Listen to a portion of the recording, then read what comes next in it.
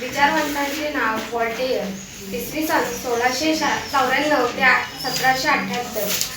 ग्रंथाचे नाव कॅन्डिडेट, देश फ्रान्स. विचार इतिहास लेखनासाठी केवळ वस्तुनिष्ठ सत्य व घटनांचा कालक्रम यावरच लक्ष केंद्रित करू नये. तत्कालीन समाज परंपरा, व्यापार, आर्थिक व्यवस्था, शेती इत्यादी बाबींचा विचार केला पाहिजे. इतिहासाची मांडणी करताना मानवी जीवनावर सर्वांगीण विचार केला पाहिजे.